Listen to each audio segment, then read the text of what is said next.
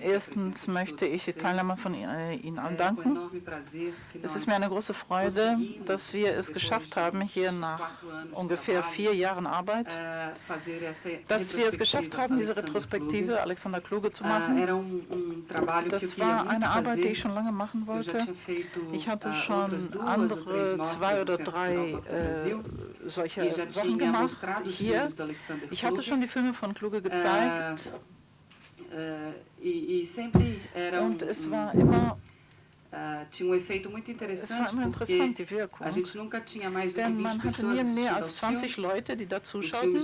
Das sind lange Filme und am Ende dieser Filme hatten wir ungefähr 10, 12 Leute, die da zum Diskutieren waren. Und heute, also ich bin ganz überrascht, es sind viele Leute hier. Wir haben noch 35, die das draußen sehen. Ich glaube, das ist, vielleicht haben wir jetzt einen guten Anfang, um das Werk von Alexander Kluge zu verstehen.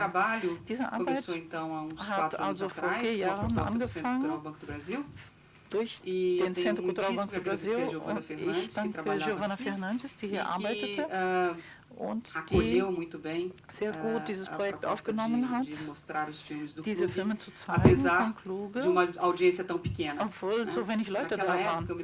Ich erinnere mich noch damals, der José Carlos Avelar, der nahm teil an diesen Diskussionen, an den Debatten.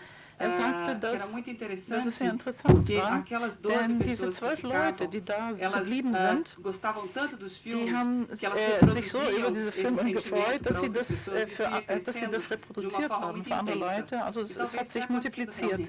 Vielleicht ist das wirklich passiert, vielleicht hat sich das verbreitet, diese Freude an den Filmen. Als Giovanna diese Idee aufgenommen hat, trotz des Risikos, habe ich mit den Leuten am Goethe-Institut gesprochen und ich hatte die Unterstützung, sagen wir mal, eine totale Unterstützung, zuerst von Carminha Góngora, die heute nicht hier ist, aber die ich grüßen möchte. Und dann Joachim und auch die Ursula, die mich unterstützt haben, total unterstützt haben, diese ganze Zeit, 2 Jahre lang. Und Bruno, obwohl er nicht hier ist, in Brasilien, mehr in São Paulo, hat von München aus das Ganze unterstützt. Er hat Alexander Kluge aufgesucht und dieses Interview geführt, was wir eben gesehen haben in Venedig. Denn Kluge wurde geehrt in Venedig. Er selbst hat eine Arbeit gemacht für dieses Festival in Venedig. Und es ist interessant, denn er sagte, nach dem, was wir hier gelesen haben, dass er wollte nicht auf eine tote Art und Weise geehrt werden. Er hat also etwas gemacht, was dort gezeigt werden konnte. Und wir haben diese Lebendigkeit gesehen in diesem Interview. Das ist zum ersten Mal, wird es heute hier gezeigt. Und so wie alle anderen Filme von Alexander Kluge, está à disposição agora para consulta no Instituto Goethe de São Paulo. E os outros filmes foram legendados em português através desse esforço conjunto com o Instituto Goethe. E agora a gente tem, então, a obra de longas metragens do Alexander Kluge, mais alguns programas de televisão e mais alguns curtas-metragens em português para consulta. Essa mostra vai depois para o Rio de Janeiro, para o MAN do Rio de Janeiro, vai para o Instituto Goethe de Porto Alegre. Recebemos ontem um convite para a Bahia.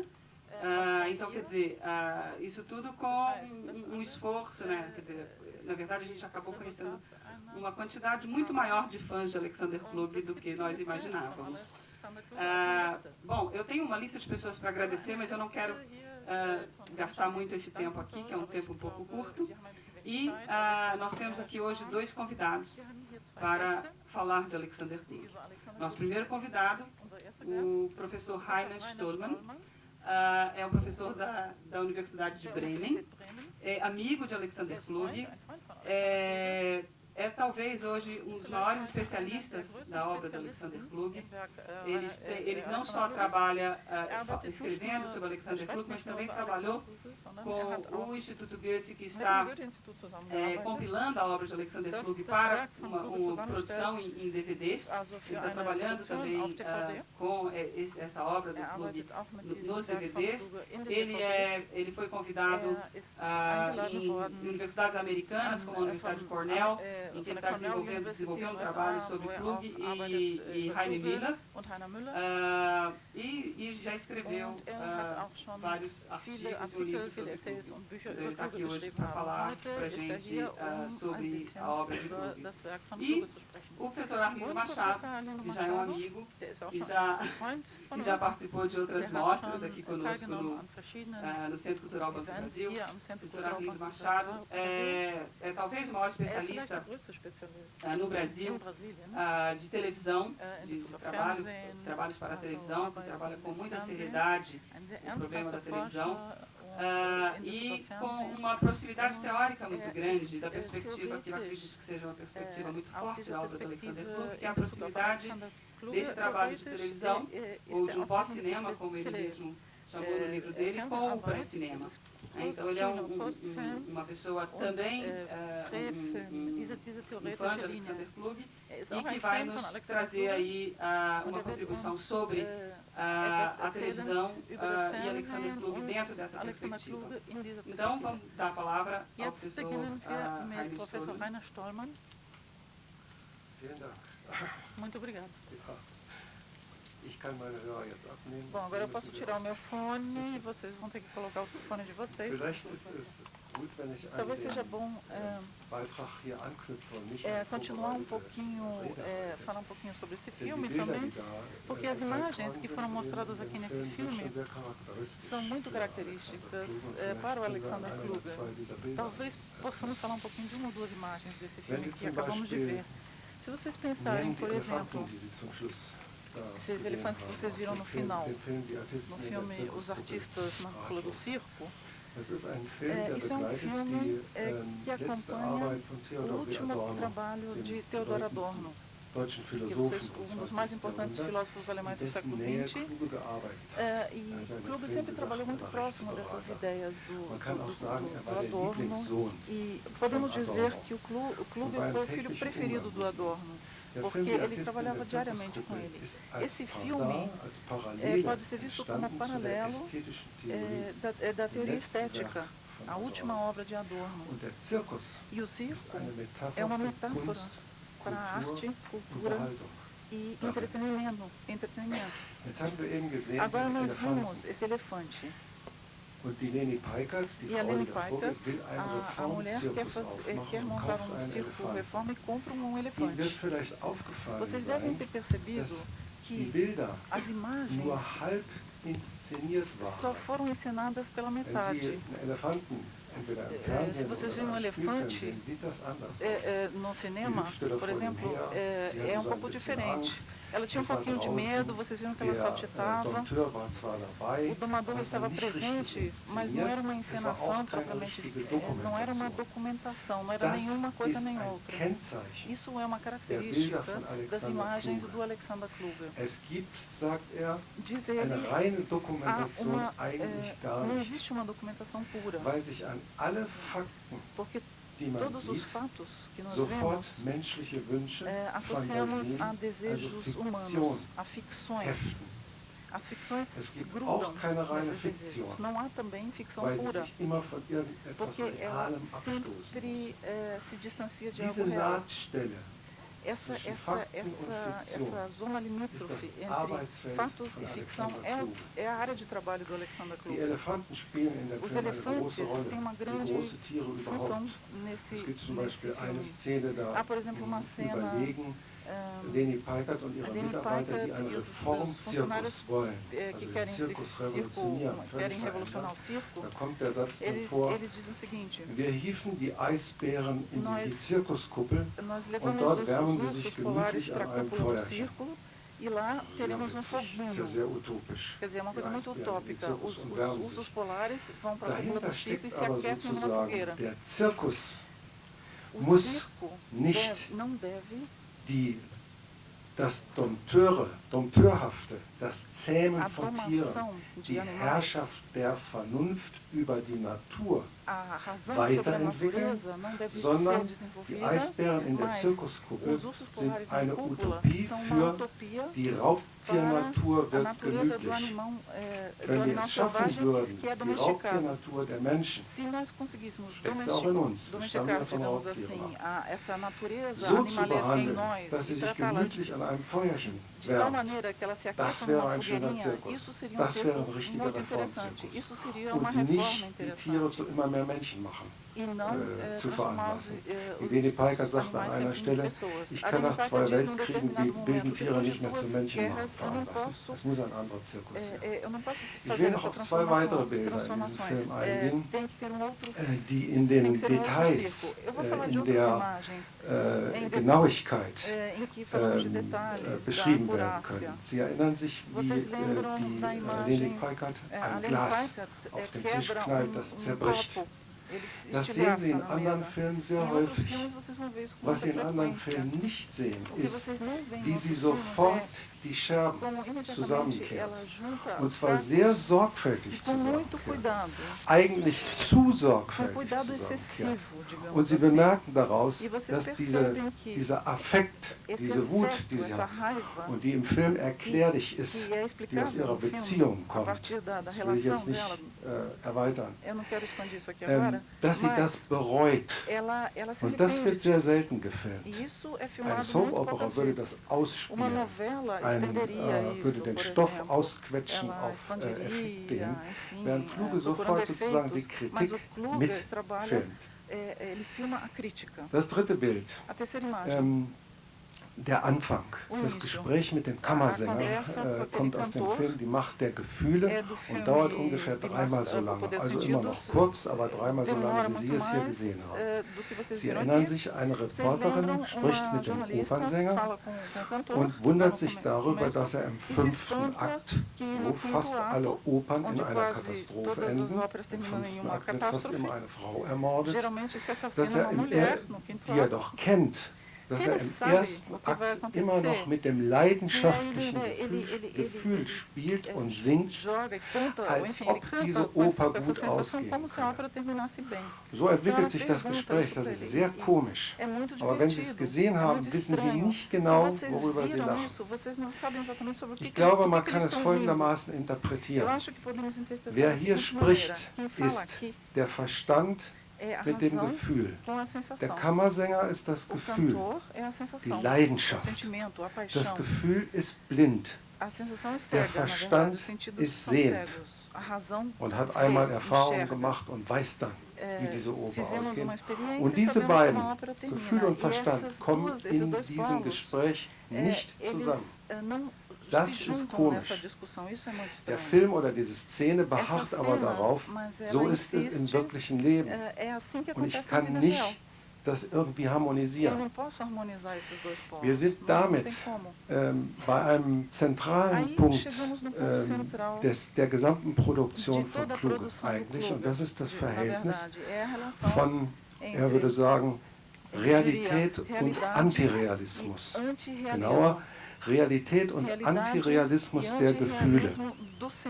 Das muss man sich ungefähr so vorstellen. Gefühle, das Wort Gefühl kommt von Tasten, von Fingerspitzengefühl. Ich kann tasten warm und kalt, rau und glatt. Das ist ein Unterscheidungsvermögen. Das heißt, Gefühle sind von Natur aus Unterscheidungsvermögen. Das ist der Ursprung von Gefühl. Daran kann man sich halten, die Wurzel. In unserer Realität, sagt Kluge, werden die Gefühle aber nicht als Unterscheidungsvermögen benutzt, sondern als Motor des Lebens. Die treiben an. Etwas sitzt in mir, das vorwärts will, das mich bewegt, to move, wie diesen Kammersänger, leidenschaftlich, aber blind. Der Verstand, der eigentlich nur ein verdicktes Gefühl ist, so würde Kluge sagen, hat sich aber gegen dieses Unterscheidungsvermögen der Gefühle gerichtet und mit den Dingen, das heißt der Realität, verknüpft.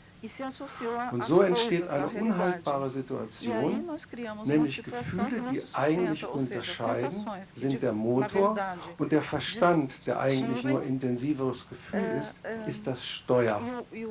Das wäre eine Beschreibung für Menschen gehen durch die Realität.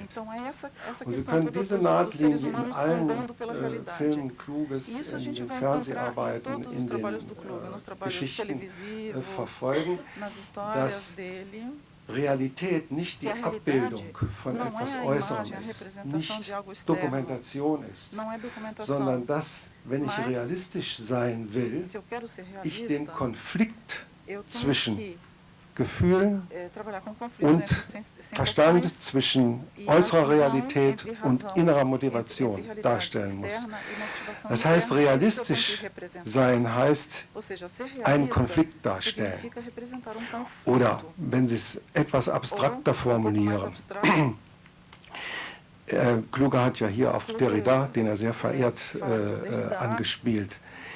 Ich glaube, man kann sagen, Kluges Werk ist die Dekonstruktion einer Fiktion, die sich für Realität hält. Das heißt, er ist ständig dabei, eine Realität auseinanderzunehmen, die von sich behauptet, ich bin Zement, und dagegen das zu setzen, was an Gefühlen und an Subjektiven in den Menschen sitzt.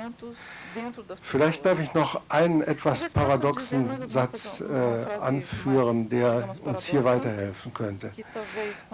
Kluge hat einmal gesagt, das Allerobjektivste ist das Subjektive. Und er meint damit, was auch hier in dem Film zum Ausdruck kam, er meint die Naturgeschichte der menschlichen Körper und die daran anhängende das daran anhängende Leben von menschlichem Geist und menschlichem Gefühl. Er sagt, dass das Gehirn zum Beispiel nicht einer einzelnen Zelle befehlen kann. Ich kann, wenn ich hier sitze, kann ich sagen, mein Arm soll rauf und runter gehen. Ich kann aber nicht sagen, diese Zelle soll das und das machen. Das heißt, die Zellen sind selbstregulierend. Man kann ihnen nicht befehlen. Unser Blut hat noch einzelne Zellen, die in ihm fließen. Und insofern ist das, was in der Naturgeschichte einmal als Einzeller begann, noch in den menschlichen Körpern vorhanden. Das heißt, er beschreibt die menschliche Natur als etwas, das aus Selbstregulation besteht. Das Zwerchfell reagiert, wenn wir lachen, wenn wir weinen, können wir das nicht mit dem Gehirn regulieren. Das Gehirn selbst denkt assoziativ, das können wir nicht beeinflussen. Was wir denken schon, wie wir denken nicht.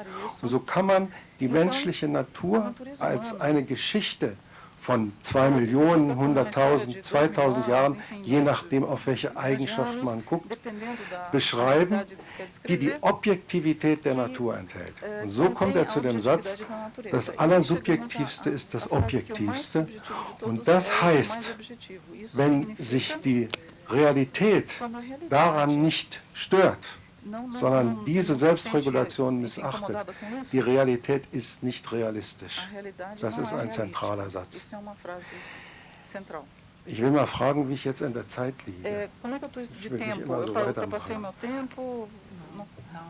Eu só queria pedir, na realidade, para aumentar a voz do tradutor e diminuir um pouco a Melhora um pouco? Bastante? Ok. Certo.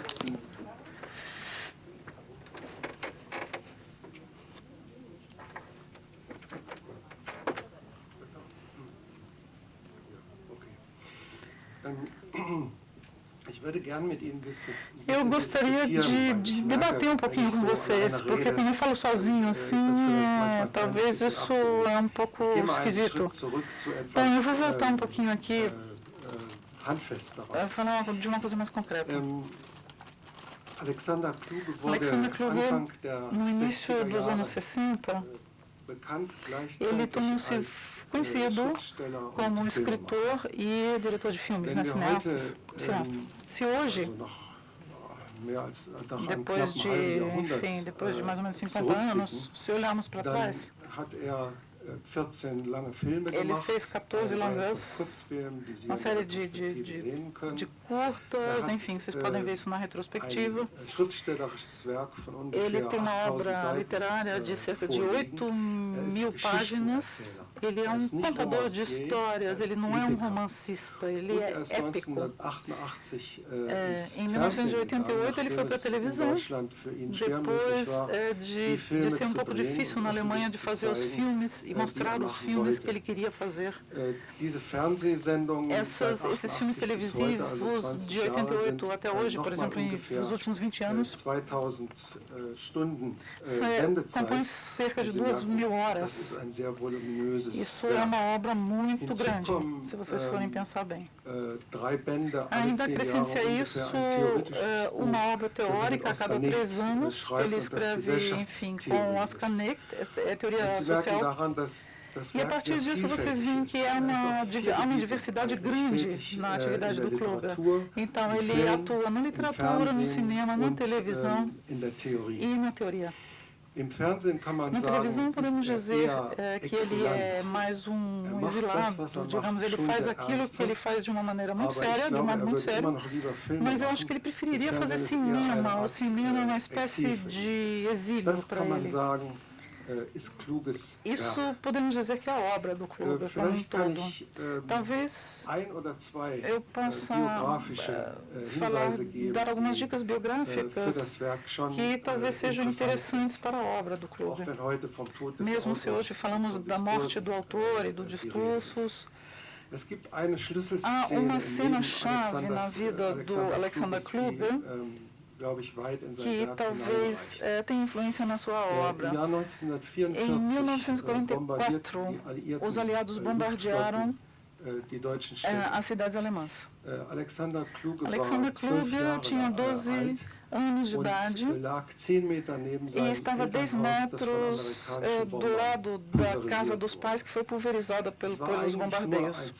Na verdade, foi só um acaso que o fato da bomba não ter caído um pouco mais para o lado e o fato dele ter sobrevivido. Isso é um trauma. Ele não escreveu histórias, textos sobre isso diretamente, mas ele mencionou isso em várias ocasiões. Eu acho que, de 2 modos, isso se reflete na sua obra. A primeira é que, desde o início, ele se ocupa de uma maneira muito intensa com a guerra, na literatura, no cinema, na televisão e também na teoria. Nos escritos teóricos, ou na grande obra teórica Geschichte Eigensinn, ele escreveu um grande capítulo, um longo capítulo sobre a guerra, em que ele fala do Clausewitz e pergunta o que de fato é a guerra e no século XIX e XX o que aconteceu com a guerra. Isso é um fio condutor interno na obra dele que é muito forte. E aqueles de nós que nasceram depois de 45, às vezes é um pouco estranho, isso parece um pouco estranho, porque não temos mais essa experiência direta. Mas é importante dizer que experiências que a gente não fez, que a gente mesmo não fez, que a gente possa transmitir isso para outras gerações. O segundo efeito desse trauma de infância é um outro efeito, uma certa ousadia e liberdade de pensamento, no sentido de no seguinte sentido: se isso aconteceu comigo e se deu certo, e se eu me safei dessa, então, na verdade, eu não preciso ter medo de mais nada nessa vida. E isso vocês podem ver em vários momentos da obra dele. Então ele trabalha muito livremente com os clássicos. Ele sabe muito, ele conhece toda a história da filosofia. Mas se vocês lerem as histórias dele, vocês vão ver que ele lida com Kant como se fosse um amigão dele. Enfim, ele falsifica citações, não é problema nenhum para o clube isso. Crítica da razão pura, etc., esses títulos. Então o clube ele adapta isso. Há uma história em que ele diz, Kant escreveu a crítica do amor puro. Enfim, vocês veem que surge isso que eu acabei de dizer, do antirrealismo, das sensações, enfim, o Kant é o filósofo da razão, e na verdade ele deveria falar mais sobre as sensações, os sentimentos, enfim, é isso que o clube faz quando ele fala de Kant. Com Marx ele faz algo parecido,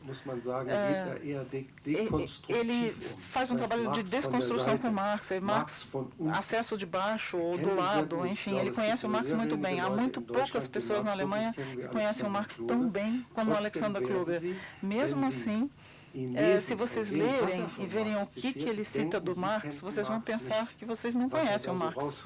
Então, aquilo que ele pinça do Marx é um processo desconstrutivo, de desconstrução permanente. Talvez eu termine aqui, enfim, talvez possamos discutir um pouco. Eu ficaria muito agradecido se vocês tivessem perguntas, assim fica mais dinâmica a coisa.